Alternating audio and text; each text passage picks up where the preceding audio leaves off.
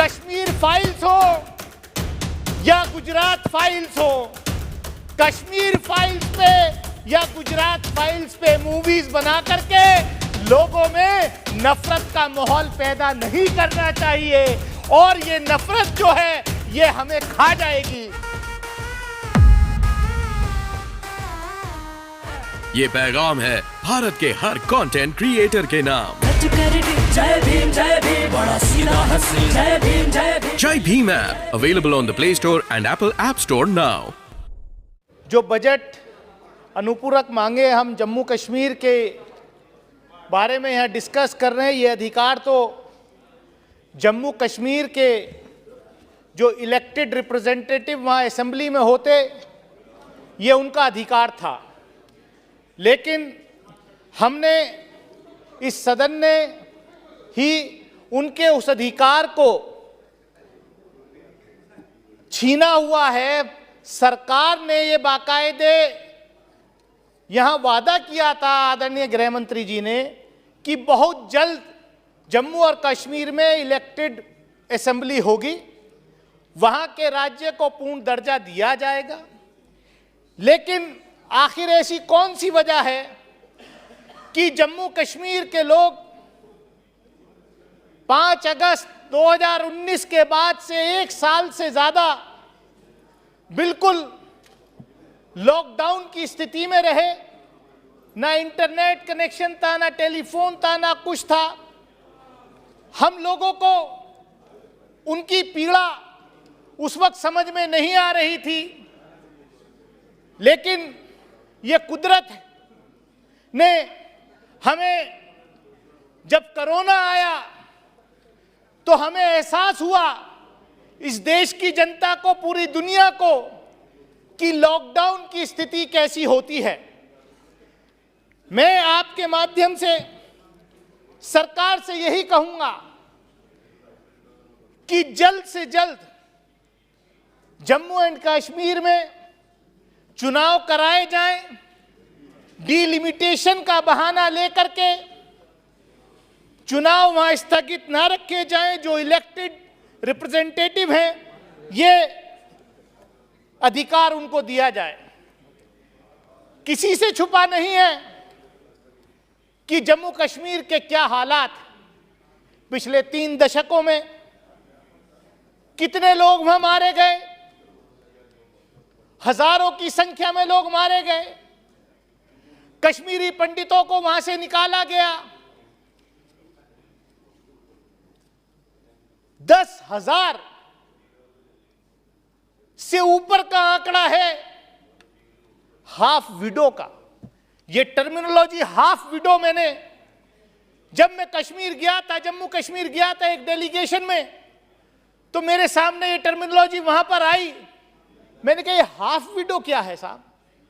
बोले half window ये वो है जो जम्मू कश्मीर के नौजवानों को रातों रात गायब कर दिया गया। उनकी पत्नियां उनको ढूंढ रही हैं कि वो जिंदा हैं या मर गए हैं। और हमारे यहां, हमारी भारतीय संस्कृति में यह है कि अगर, मैं खाली इस्लामिक लॉ में बात नहीं कर रहा, इवन भारतीय संस्कृति में भी यह है कि जब तक अगर किसी औरत का शौहर, अगर किसी पत्नी का पति गायब हो जाता है, जब तक उसको सबूत ना मिल जाए कि हां उसका पति जिंदा नहीं है, तो वो दूसरी शादी भी नहीं कर सकती। ऐसी स्थिति से 10,000 से ज्यादा हाफ विडोज जो हैं वहां पर झेल रही हैं। 50,000 बेगुनाह लोग वहां मारे गए हैं। और जब ये सरकार आई थी तो इन्होंने वादा किया था कि कश्मीरी पंडितों को वहां पुनर्स्थापित किया जाएगा। मैं आपके माध्यम से पूछना चाहता हूं सरकार से कि पिछले 2 वर्ष में आपने कितने कश्मीरी पंडितों को पुनर्स्थापित किया? पिछले 7 वर्ष में आपने कितने कश्मीरी पंडितों को पुनर्स्थापित किया जम्मू कश्मीर के अंदर? आपके पास, मैं समझता हूं, कोई जवाब नहीं है। हां, आपने पिछले 7 साल में बड़े अभी माननीय मंत्री जी कह रहे थे कि हमने ये किया, हमने, हाँ आपने किया। जिस आतंकवादी को, क्योंकि सुप्रीम कोर्ट ने फैसला दे दिया कि वो आतंकवादी था जिसने पार्लियामेंट के ऊपर अटैक किया था, अफजल गुरु, उसको शहीद बताने वालों के साथ भारतीय जनता पार्टी ने जम्मू कश्मीर के अंदर सरकार चलाई थी। और आप कहते हैं उनकी बात, आप सिर्फ यहां पर बात आई अभी कि कश्मीर फाइल्स एक मूवी आई है, उसको देखना चाहिए। मैं कहना चाहता हूं माननीय सभापति महोदय, कश्मीर फाइल्स हो या गुजरात फाइल्स हो, कश्मीर फाइल्स पे या गुजरात फाइल्स पे मूवीज बना करके लोगों में नफरत का माहौल पैदा नहीं करना चाहिए। और ये नफरत जो है ये हमें खा जाएगी।